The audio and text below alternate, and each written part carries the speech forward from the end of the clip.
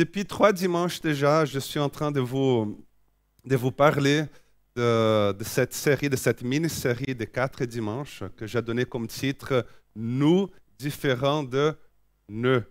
Nous différents de ne. Le nous comme étant l'unité, le nous comme étant la vie et comme étant le projet de Dieu pour sa création. Le nous comme étant la solidarité. Le nous comme étant le projet de Dieu pour sa création, pour toi et puis pour moi. Et le ne. Le ne, c'est tout ce qui empêche le flux de la vie. Le ne, c'est tout barrage qui empêche l'unité. C'est tout barrage qui empêche la solidarité. C'est tout barrage qui empêche que la vie, notre vie, que nos relations puissent reprendre leur cours, la fluidité. Et je suis en train de vous dire que nous voulons être un nous. Et nous voulons dénouer tout ce qui empêche que la vie puisse reprendre son cours.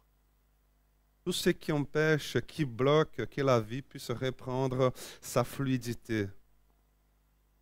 Dans nos relations, ici, dans nos relations familiales, c'est tout ce qui empêche, nous voulons tout dénouer. Et aujourd'hui, les amis, j'aimerais vous parler de quelque chose qui peut produire un immense nœud dans nos vies. Ça va arriver. Aujourd'hui, j'aimerais vous parler au sujet du pardon.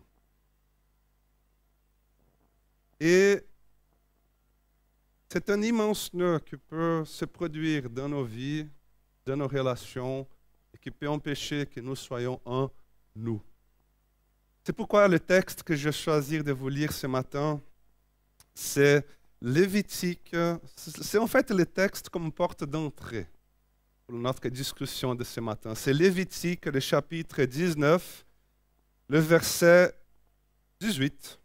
Chapitre 19, le verset 18, qui dit « Tu ne te vengeras pas et tu ne garderas pas de rancune envers les membres de ton peuple, mais tu aimeras ton prochain comme toi-même. Je suis l'Éternel. » Je vais relire.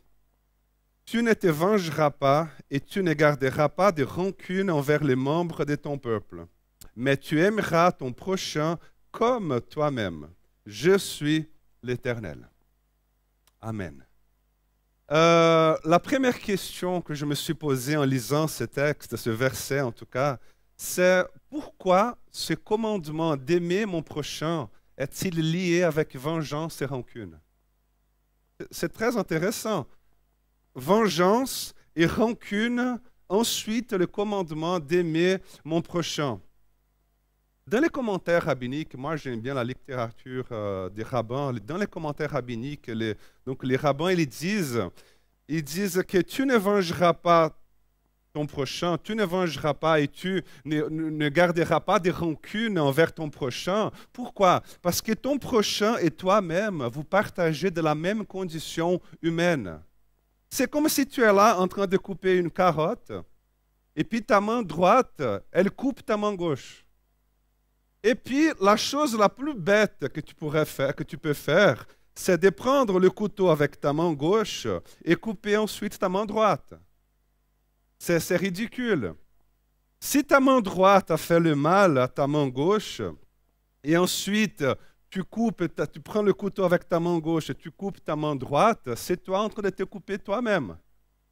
Donc les rabbins, ils utilisent cette image pour expliquer justement l'amour envers son prochain, pour expliquer justement la non-violence, pour expliquer justement la non-vengeance, la rancune. Parce que nous partageons tous, il y a quelque chose que nous avons tous en commun, c'est que nous avons tous l'image, nous sommes tous à la ressemblance de Dieu, nous sommes un nous. C'est pourquoi l'apôtre Paul il va dire plus tard, il dit que s'il y a un membre qui souffre, tous souffrent avec. Et puis il dit, s'il y a un membre, quelqu'un qui est dans la joie, alors tous partageront sa joie. C'est pourquoi le texte dit, tu ne te vengeras pas et tu ne garderas pas de rancune envers les membres de ton peuple, mais tu aimeras ton prochain comme toi-même. Cette trame-là, ce schéma de pensée, il est présent dans toute la Bible. Vous savez, le fait de faire du mal, rancune, le désir de vengeance et l'expérience extraordinaire du pardon ou en fonction de la situation, l'expérience extraordinaire du lâcher-prise. Vengeance et rancune, ne. OK? L'expérience du pardon et du lâcher-prise et de laisser à Dieu la justice dénouée. Dénouée afin que la vie puisse reprendre son cours. Afin que dans nos relations puisse reprendre son cours. Ça, c'est dénoué. Et l'une des histoires que j'ai choisies, en tout cas, et qu'à mon avis, bon, il y en a beaucoup d'histoires dans la Bible qui représentent ce schéma-là, mais l'une des histoires qui représente très bien cette idée de faire du mal, de rancune, possibilité de vengeance et pardon, c'est l'histoire célèbre de Joseph et ses frères en Égypte. Si tu ne connais pas cette histoire, ou si tu ne te souviens pas de cette histoire, je vais essayer de la résumer vite fait comme ça. Joseph, il était fils de Jacob. Jacob, il avait combien de fils? 12. Il avait 12 fils. Mais seulement Joseph et Benjamin aussi, ils étaient fruits de la relation de Jacob et Rachel. Rachel était sa femme, comment dirais-je, celle qu'il aimait le plus. Elle était elle était la femme de sa vie. Parce qu'en fait, il en avait d'autres. À l'époque, c'était autorisé. Donc, c'est pourquoi Joseph, parmi les 12, il était le chouchou du papa. Il était le fils, il était un fils spécial. Et Jacob, son père, n'était pas discret. Il faisait question de démontrer cela à tout le monde. Il faisait question de montrer que Joseph était le chouchou du papa. Il faisait question de montrer que Joseph était son fils bien-aimé. Joseph, il recevait plus de cadeaux et de meilleure qualité. Joseph, il était celui qui recevait le morceau le plus grand du gâteau au chocolat. Joseph, il était celui qui avait le droit de regarder la télé pendant que ses frères étaient en train de faire le ménage. Vous voyez, c'est Joseph, quoi. C'est Joseph. En plus, vous savez, Joseph, il n'était pas non plus discret. Il ne faisait pas question de préserver la paix du ménage. Parce que quand ils étaient à table pour le petit déjeuner, il disait, mes frères, je rêvais de vous cette nuit. Et puis c'était là, bon, super, alors racontez-nous ton rêve, Joseph. Et puis il disait, mais je rêvais que vous étiez tous à genoux devant moi en train de m'adorer. Ah, ok. Et vous étiez tous à genoux en train de me servir. D'ailleurs, mes frérots, il n'y avait pas que vous, il y avait aussi papa et maman qui étaient à genoux là devant moi. Donc c'était Joseph, vous voyez là, le personnage. Et puis c'est clair que, évidemment, comme je pense que dans n'importe toutes les familles, cette situation-là, il y a un sentiment de rivalité, un sentiment de jalousie, de haine, de rancune. Tous ces sentiments-là commencent à naître dans le cœur de ses frères.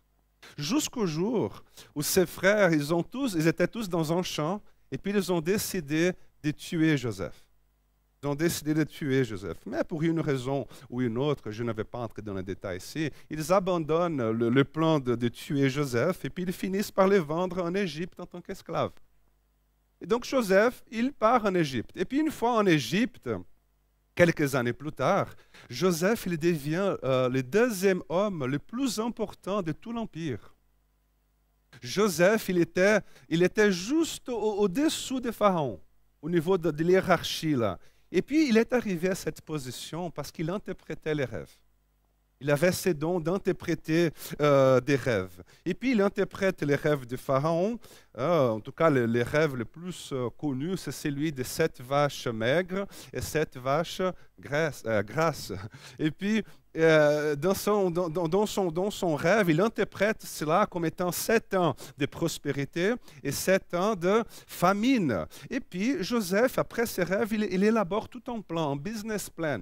Il dit, il faut stocker tout ce qu'on peut pendant les 7 ans de prospérité. Et puis, après, il faut qu'on ait assez pour les 7 ans, après les 7 ans de famine. Et c'est justement ce qui s'est passé. 7 ans de prospérité, ensuite 7 ans de famine. Et puis, c'était pendant cette période de famine que 2 ans après, la famine, elle touche aussi la région où la famille de Joseph habitait. Et puis ses frères, ils quittent leur territoire en direction d'Égypte parce qu'ils cherchaient de quoi manger, ils n'avaient plus rien. Et puis ils ont reçu l'information qu'en Égypte, il y en avait assez. Et puis, en arrivant en Égypte, ils rencontrent qui? Joseph. 10 ans après, environ 10 ans après. Et puis maintenant, Joseph est là. Et voilà ses frères à genoux devant lui. Voilà ses frères à genoux devant lui, lui demandant quelque chose à manger, criant au secours, en demandant de l'aide à Joseph. Et puis maintenant, Joseph, il est là, il regarde ses frères. Et maintenant, Joseph, il a devant lui la possibilité de la vengeance. Il peut faire tout ce qu'il veut, on est d'accord. Il est le deuxième homme le plus important de l'Égypte, il peut faire ce qu'il veut. Donc voici le moment de leur faire payer tout le mal. Voici l'opportunité, voici l'occasion de faire, de se venger, de faire justice contre tout le mal qu'ils ont fait. Voici le moment de faire justice. Et vous savez, Joseph, il aurait pu même spiritualiser la chose. Il aurait pu regarder ses frères-là et dire, maintenant, c'est accompli une prophétie. Maintenant, c'est accompli un dessein éternel de Dieu pour ma vie. Maintenant, c'est accompli le but éternel de Dieu pour ma vie. Dieu a mis mes frères ici à genoux. Dieu, il m'a exalté. Je suis victorieux. Je suis le choisi de Dieu. Alors donnez-moi une épée, je vais couper la tête de chacun. Il aurait pu faire cela. Mais ce n'est pas du tout ce qu'il a fait. Pourquoi? Pourquoi? 3 raisons. La première raison qu'il n'a pas fait cela, la première raison pour laquelle Joseph n'a pas cherché la vengeance, c'est parce que Joseph, il ne voulait pas s'égaliser. Joseph, il ne voulait pas se mettre au même niveau du mal qu'on lui a fait. Joseph, il ne voulait pas devenir lui égal à celui qui lui a fait du mal. Et vous savez, nous vivons aujourd'hui dans une société, nous vivons aujourd'hui dans une époque où les gens sont de plus en plus derrière leurs écrans. Et lorsque quelqu'un est derrière un écran, tout le monde est courageux. Tout le monde est courageux. C'est pourquoi, vous savez, de plus en plus sur les réseaux sociaux, surtout sur les réseaux sociaux, il y a de la haine, il y a des diffamations, il y a des fake news, il y a des commentaires agressifs, il y a des ados, on voit dans les news, qui se suicident justement à cause des commentaires agressifs que les gens sont en train de faire. Il y a des paroles de mort. Vous savez, si vous voulez un exemple très clair, il suffit d'aller regarder les commentaires qu'on a écrits sur notre chaîne YouTube suite à mon message de la marque de la bête. Hein? Allez regarder après le culte. Regardez le niveau de commentaires. Je n'ai pas encore reçu de menaces de mort. Mais je ne suis pas chrétien, je ne suis pas de Dieu, je suis fils du diable, je suis hérétique, je suis... Bon, tout est là, hein, vous avez un bon menu là. Et puis j'étais là, mais qu'est-ce que je fais? Est-ce que je réponds ou est-ce que je ne réponds pas? Est-ce que je rentre dedans ou pas? Et puis, vous savez, j'ai rien fait. Parce que je me dis cela de plus en plus, vous savez. Je me suis dit que le plus grand mal qu'une personne peut faire contre moi, c'est de me transformer en une personne mauvaise égale à elle. Vous savez, le plus grand mal qu'une personne peut faire contre toi, c'est de te transformer en une personne mauvaise égale à elle. Joseph, il est devant ses frères et il dit, vous avez fait le mal contre moi, mais je ne vais pas devenir égal à vous. Je ne vais pas m'abaisser à votre niveau de méchanceté.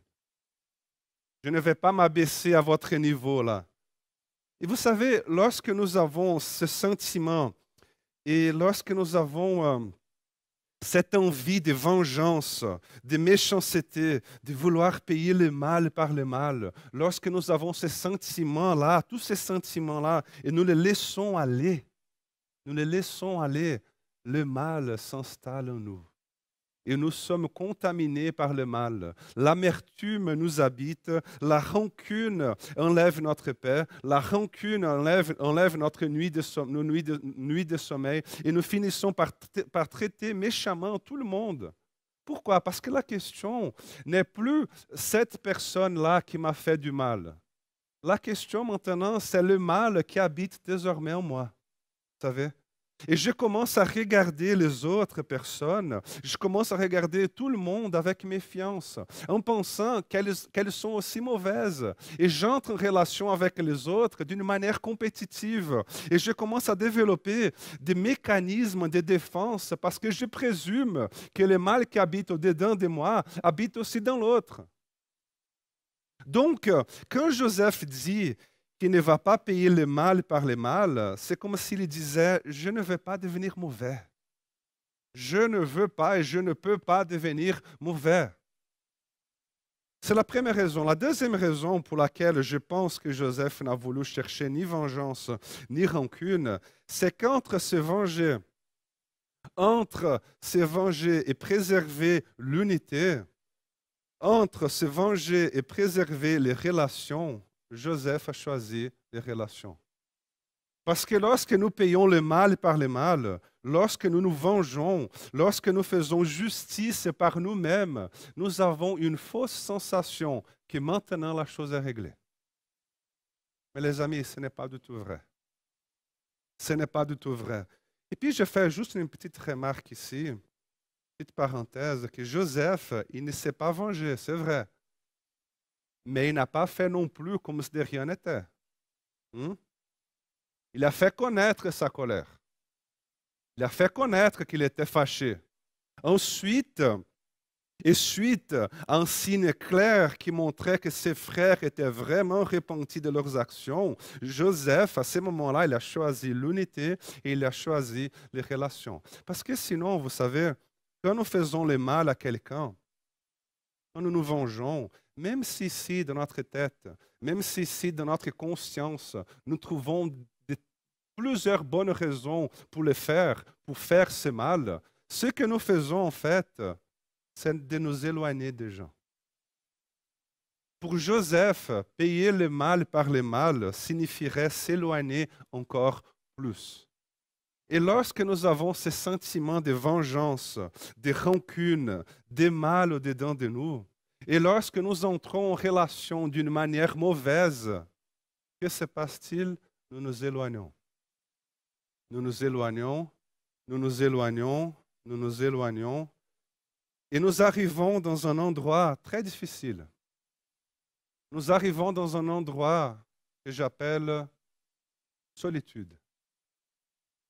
Solitude. La personne qui se venge, la personne qui accumule de la rancune, la personne qui vit en amertume, c'est une personne qui chasse les gens et finit par rester toute seule. J'ai déjà rencontré plusieurs personnes que j'ai demandé, mais et puis tes parents? On n'a plus de contact. D'accord, et puis tes frères et sœurs? Ah, c'est compliqué. OK, et puis tu n'as pas d'amis? Non, personne ne me comprend. Et puis là, je crois que c'est le moment de revisiter là deux, trois choses dans ta vie, dans ton cœur. Parce que la personne, elle a accumulé tellement de rancune. La personne, elle a accumulé tellement d'amertume. Elle a accumulé tellement de nœuds qu'il n'y a plus de vie qui circule, vous voyez? Elle a accumulé tellement de nœuds dans sa vie qu'il n'y a plus de vie. Une fois, quelqu'un m'a fait une remarque. Il m'a dit, Léo, regarde les enfants. Les enfants, ils s'insultent, ils se tapent. Mais quelques minutes après, tout va bien, et ils sont à nouveau en train de jouer comme des meilleurs amis. Tandis que les adultes qui commencent à se fâcher justement à cause de la bagarre des enfants, eux, ils ne jouent plus jamais ensemble. Et puis il a dit, est-ce que vous savez pourquoi? Je dis, non, mais pourquoi? Il a dit, parce qu'un enfant, il préfère être heureux que d'avoir raison. Mais parmi nous, les adultes, il y en a beaucoup qui préfèrent avoir raison que d'être heureux. Il y en a beaucoup qui préfèrent la vengeance à la communion. Entre la communion et la vengeance, ils choisissent la vengeance. Et puis, il y a une troisième et dernière raison pour laquelle, en tout cas, du pourquoi Joseph n'a voulu chercher ni vengeance ni rancune. La première, c'est parce qu'il ne voulait pas devenir mauvais. Il ne voulait pas s'égaler, il ne voulait pas devenir mauvais. La deuxième, c'est parce qu'il a choisi l'unité à la vengeance. Et puis, il y a une troisième raison. Joseph, il ne voulait pas que le mal qu'on lui a fait le définisse. Joseph, il ne voulait pas que le mal qu'on lui a fait l'emprisonne. Joseph, il voulait se détacher. Il voulait se libérer de cette douleur et de ce mal qu'on lui a fait. Parce que vous savez, quand nous accumulons de la rancune, quand nous continuons à nourrir ce désir de vengeance, c'est comme si on restait là dans une prison. C'est comme si on était là dans une prison en train de nous laisser définir par le mal qu'on nous a fait dans le passé. C'est pourquoi nous parlons de pardon, nous parlons de lâcher prise, nous parlons de faire une démarche symbolique pour exprimer sa colère. Nous parlons de lâcher son besoin de justice et de souffrance entre les mains de Dieu. Ce sont toutes des choses, ce sont toutes des démarches spirituelles et aussi psychologiques qui peuvent nous guérir. Nous guérir, mais pas forcément la personne qui nous a fait du mal. Ça, c'est son problème à elle, entre elle et Dieu, et ça, c'est son problème entre elle et sa conscience. Mais moi, de mon côté, j'ai besoin de me libérer. De mon côté, j'ai besoin de me détacher parce que moi, je ne veux pas et moi, je ne peux pas garder cette amertume qui m'emprisonne et qui m'empoisonne. Je ne peux pas. Regardez ce que l'apôtre Paul dit en Romains, le chapitre 12. Le verset 17, il est dit, c'est un peu près la même idée que Lévitique 19. Il est dit, ne répondez jamais au mal par le mal. Cherchez au contraire à faire ce qui est bien devant tous les hommes. Et puis il est dit, autant que possible, et dans la mesure où cela dépend de vous, vivez en paix avec tous les hommes. Autant que possible, et dans la mesure où cela dépend de vous, vivez en paix avec tous les hommes. Pourquoi?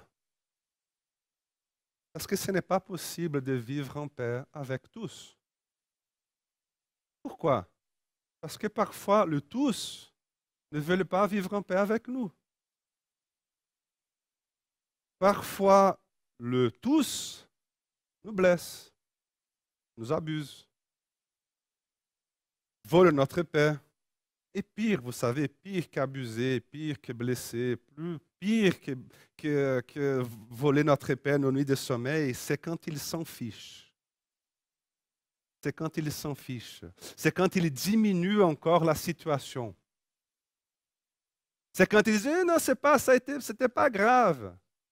C'est quand ils ne veulent pas écouter notre souffrance. Et tout cela, franchement, ça nous blesse encore plus.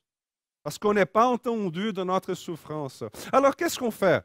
On fait comme si de rien n'était. On dit que ce n'est pas si grave. Continuons le texte. Il dit, mes amis, ne vous vengez pas vous-même, mais laissez agir la colère de Dieu, car il est écrit, c'est à moi qu'appartient de faire justice. C'est moi qui rendrai à chacun son dû. C'est comme si Dieu me disait, Léo, ne te venge pas.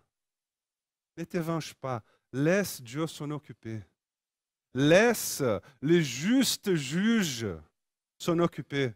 Remets, Léo, mon fils, remets cette situation-là, remets ces dossiers-là entre ses mains. Est-ce possible de vivre en paix avec tous? Oui, alors distribue le pardon. Est-ce possible de vivre en paix avec tous? Non. Alors remets cette situation dans les mains du juste juge et laisse Dieu s'en occuper. Et arrête, toi, arrête de t'empoisonner et arrête de t'enfermer dans une prison de rancune, dans cette prison de désir de vengeance. C'est très fort cela, vous savez. C'est très fort cela parce que ce processus, il rend libre l'offensé. Il nous rend libre. Et l'offenseur, lui, il devra rendre compte à Dieu. Il devra rendre compte à Dieu. Mais toi, tu lâches prise de contrôler la vie de l'autre. Parce que sinon, mes amis, vous allez vous enfermer dans une prison et il faut que vous vous libertez. Il faut vous liberter. Il faut que tu te libères. Il faut que tu te détaches. Parce que tu ne peux pas te laisser définir par le mal qu'on t'a fait. Parce que ce qui doit définir qui tu es aujourd'hui, c'est le bien que tu fais et non pas le mal que tu as souffert. L'apôtre Paul il conclut son idée en disant justement cela. Il dit, sois vainqueur du mal par le bien. C'était l'option de Joseph. Joseph, quand nous lisons Genèse, le chapitre 50, le verset 19, Joseph dit, quand il est devant ses frères, il dit, n'ayez pas peur. Ils avaient peur de Joseph. Il dit, mais maintenant, c'est là que ça va. Et puis il dit, mes frères, n'ayez pas peur. Je ne vais pas faire du mal. Et puis il dit quelque chose d'extraordinaire. Il dit, suis-je en effet à la place de Dieu? Suis-je en effet à la place de Dieu? C'est merveilleux. Hein?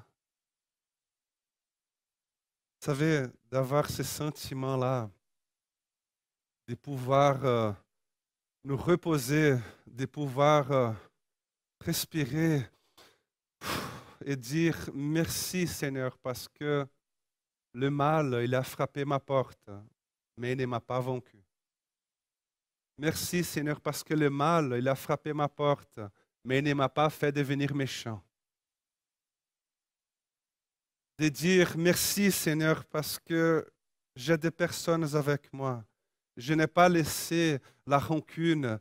Seigneur, merci parce que je n'ai pas laissé le désir de vengeance m'éloigner des gens. Et de dire merci Seigneur parce que mon passé ne détermine pas mon destin et mon identité. Et de dire merci Seigneur parce qu'aujourd'hui, je peux réécrire une autre histoire. Non plus basée sur le mal que j'ai souffert, mais sur le bien que je peux faire au nom de Jésus. Donc les amis, faire cela, vous savez, faire tout cela, c'est dénué. C'est dénué. Dénué afin que la vie puisse reprendre son cours.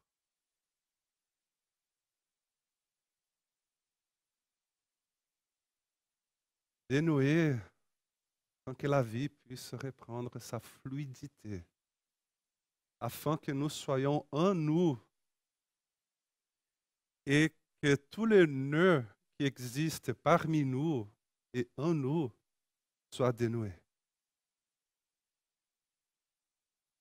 Et vous savez, je dirais même que certains nœuds, je fais un immense nœud là, certains nœuds qui existent en nous sont plus costauds que d'autres. Certains nœuds sont plus compliqués à dénouer que d'autres. Certaines blessures, certaines rancunes, certaines amertumes sont plus compliquées à dénouer que d'autres. C'est vrai. Parfois, vous savez, nous gardons une colère au-dedans de nous qui tire encore ce nœud, qui tire encore plus fort ce nœud. Ceux qui sont en train de passer par là, ont déjà passé par là, vous savez de quoi je parle. Quand il y a cette colère-là qui habite au-dedans de nous, qui n'a pas été exprimée, n'a pas été écoutée, ça ne fait que de tirer le nœud encore plus fort. Et le processus de dénouer devient un peu plus complexe, un peu plus compliqué, c'est vrai.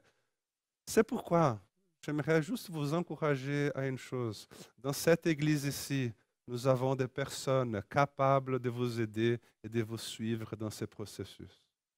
Donc, n'hésitez pas, s'il vous plaît, n'hésitez pas à crier au secours. N'hésitez pas à crier au secours. Choisis la vie et non pas la rancune. Choisis la vie et non pas l'amertume. Choisis la vie et non pas le poison de la vengeance. Amen.